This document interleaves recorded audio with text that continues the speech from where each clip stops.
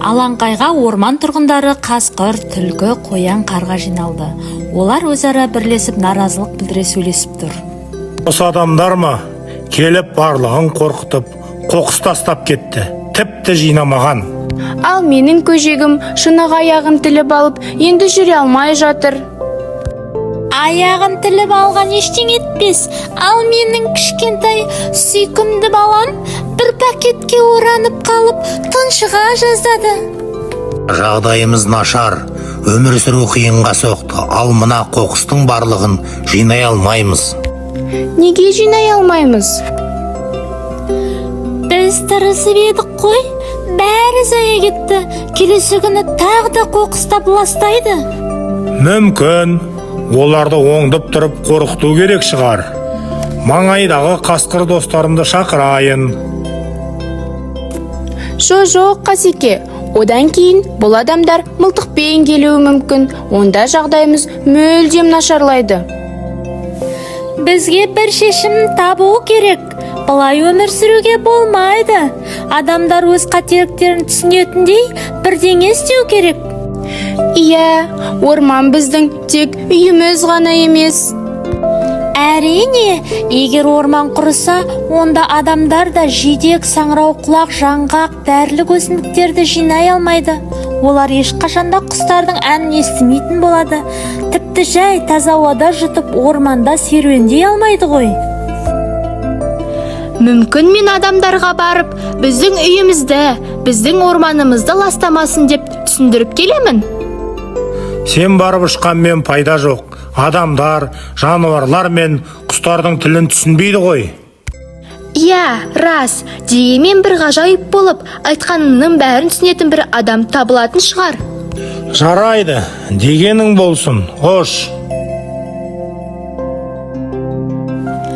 Сауысқан мектеп қасына ұшып келеді. Оны балалар байқап қалады.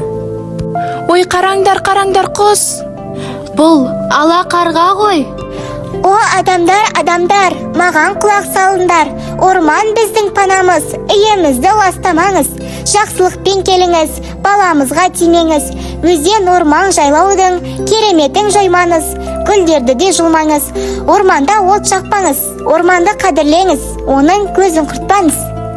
Жұлдыз, мына қарғаның үні мұнды секілді. Иә, мен де соны байқадым, бірақ оның не айтқысы келіп тұрғанын қайдан білеміз? Мен құстардың тілін түсінетін бір орманшы атаны білемін. Сол атаға барып келейік. Бағанағы алаңқайда томаршада көжекті сипап орманшы ата отыр. Сорлы көжегім ай. Аяғын жазылып кетеді. Уайымдама. Адамдар ай, бәрін қоқыстапты. Қалай ұрынбассың? Міне, Қарға да шағымданып жатыр. Байғысым ай. Сәлеметсіз бе ата, бізге мына қарғаны түсінуге көмектесіңізші. Ол бізге бірдеңе айтқысы келеді. түсінетін несі бар? Сіздер айналаға қараңыздаршы. Содан бәрін түсінесіздер. Сіздерден барлығы көмек сұрап жатыр. Ятай, айналаға қараңдаршы, қанша көп қоқыс жатыр. Ата, бұл жерді қазір тездетіп жинап тастаймыз.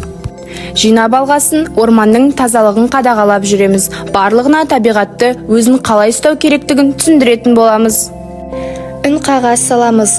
Адамдар орманды ластамай, оған көмек қажет екенін түсінеді. Орманға дәл қазір көмектесе бастайық.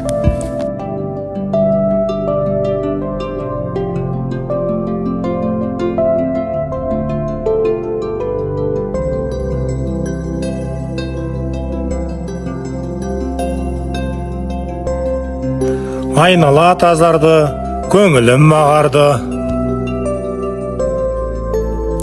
Орманымыз жайнай түсті. Көжегім де жылауын қойды, жазылғасын секіріп жүгірер әлі. Бұлағымыз тазарды, көңіліміз жақсарды. Жақсылықпен келіңіздер адамдар, баламызға тимеңіздер ешқашан. Орман біздің үйіміз, қадірлеп оны сүйіңіз.